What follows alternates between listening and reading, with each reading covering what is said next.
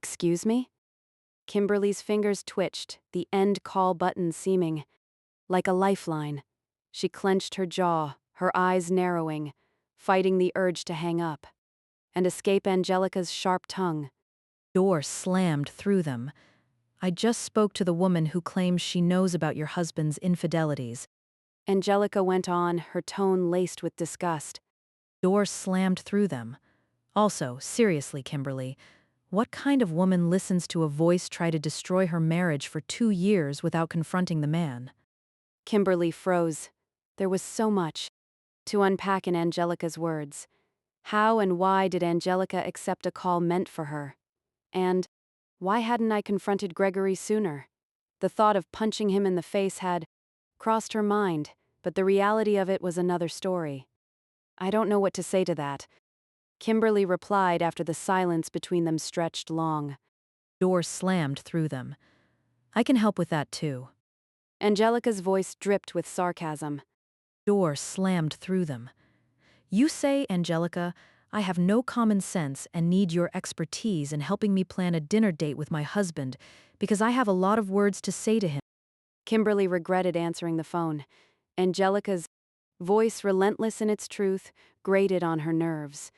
Part of why the two women had never been friends was how much Angelica reminded Kimberly of her mother.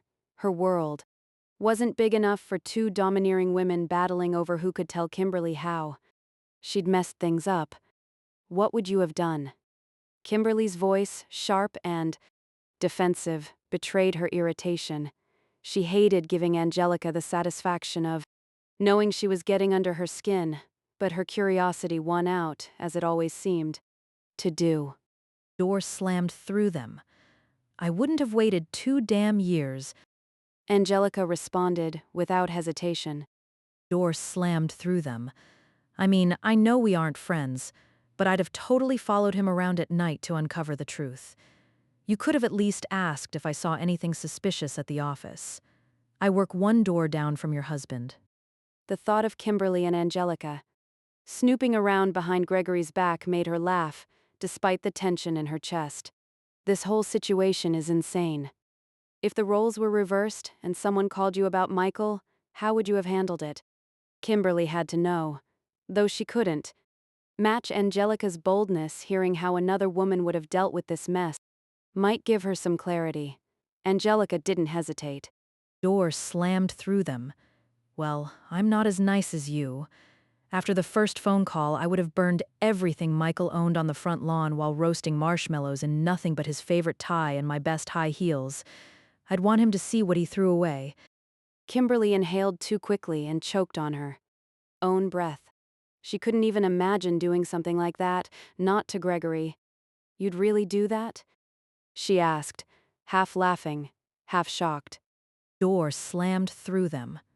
That's after I slashed all of his tires and broke every window on all 3 of his vehicles. Even if he's innocent, something in his world reached out to harm me. That puts the blame on him. Angelica's unapologetic response made everything sound so simple. Kimberly was both disturbed and oddly impressed. Did you ever think you'd be calling me to tell me what a fool I've been? Kimberly asked, though she wasn't sure she wanted an answer. Door slammed through them.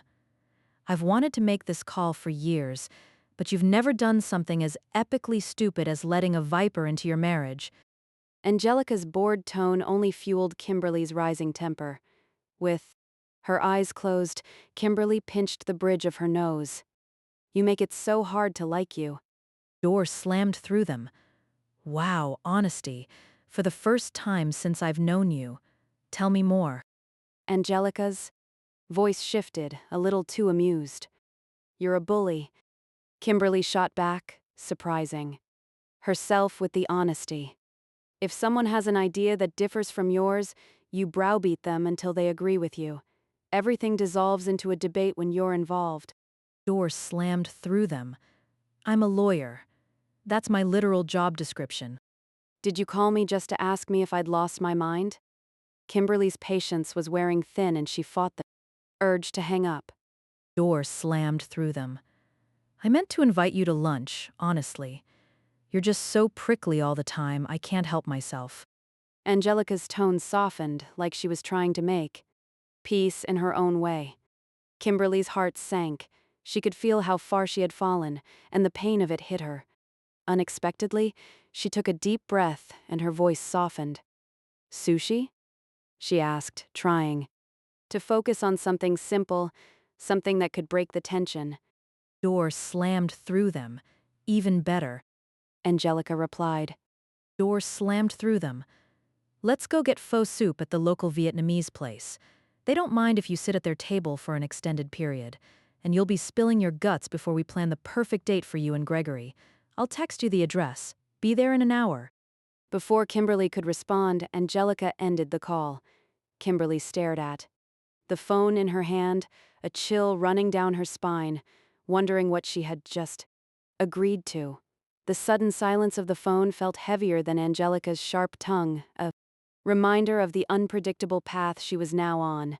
She had agreed to lunch with her husband's best friend's wife, and a tiny part of her admitted that she was curious to know what she might learn, no matter how painful it would be to hear.